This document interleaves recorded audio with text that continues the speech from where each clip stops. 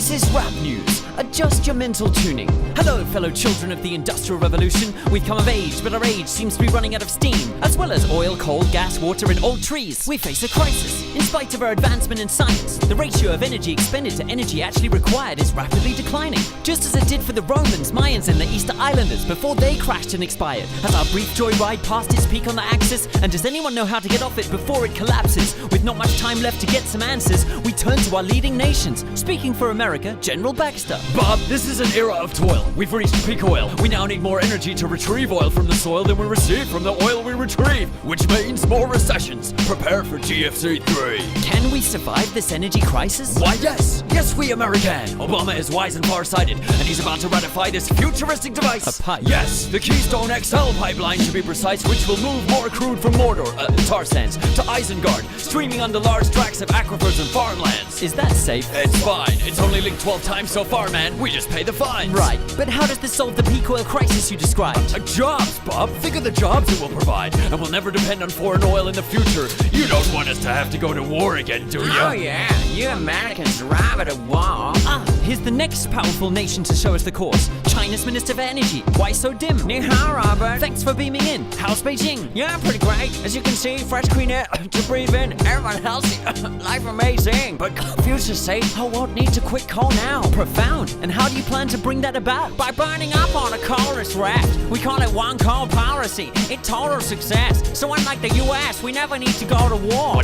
What about Tibet? We do hear calls to free Tibet. Correct. For China, Tibet was free. Yeah, so important part of a free energy policy. Make Tibet a colony. Lots of copper, oil, and possibly best combustible fuel of all. Monks in the monastery. We've heard the solutions of the superpowers. What about the super rich? Have they got some newer answers? Our next guests discussing these pressing matters are entrepreneurs Elon Musk and Richard Branson. Yo, Richard, what's really good, Elon? Let's flip the script and show these peons the high-tech shift that we be on. We're beyond. Two debonair billionaires. Rock and recon. Humanity's lost best hope for this eon. And yo, Musk, what up? I think it's time that you bust and show the peeps on Earth how it's time to adjust. So check it, Elon Musk live and direct from Mars. I gave the home planet solar panels and Tesla cars. Electrical, ethical, ecological miracle. Yeah. Supercharged, Super design, super refined, super billionaire. Fueling them with lithium. On fire. Killing them. So it's high time we colonize the solar system then. Hey yo, Branson. Sir Richard. You ready for action? Born ready. Tell the people of Earth your plan then. Let's get it cracking.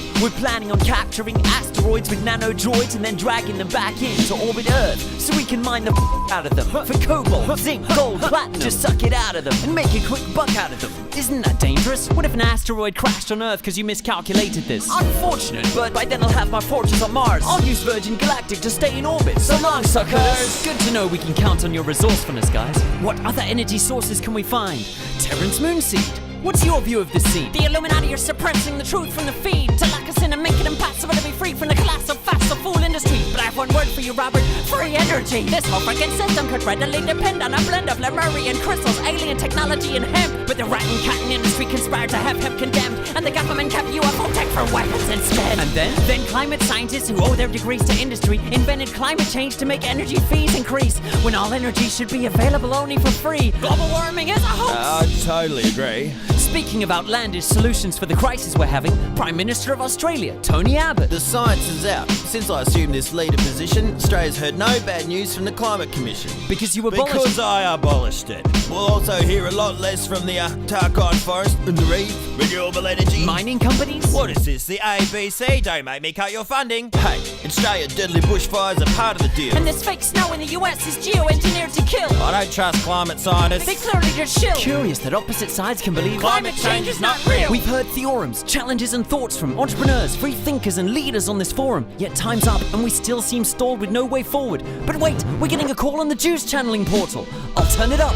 Who's trying to confer with us? Hello? Wait, is that Copernicus? Can you hear me? For certain, but what have you got to say on the energy crisis concerning us? Well, I wrote this book in 1543, in which I proposed the heliocentric theory. Yes, we know, the sun at the center. The Earth moves around it. Revolutionary. But the fools in my day refused to see. Well, it took centuries, but now we do accept it. Yeah, I see you noobs still not quite get it. Which is why I, Copernicus, have returned to state this. State what? You are still living in the Dark Ages. But the second heliocentric revolution is nigh. To discern your place in the cosmos, you once shifted your minds. You must do that again when you think of energy source. The sun, not the earth, is at the center of the universe. Of course, just as Earth revolves around the sun in a cycle, so must human life. And it must happen at once, it's vital. It's your only hope of survival. The signal's dying. I must go now. Other planets need reminding. Thank you, Copernicus, for returning with such force to provide us this urgent advice during this awesome crisis. And to our guests, those invited and all who surprised us. Now a final thought before we end these tidings. Many of our problems do require resource findings, scientific advances, new tools and devices, but this crisis requires a realignment of paradigm which has to happen,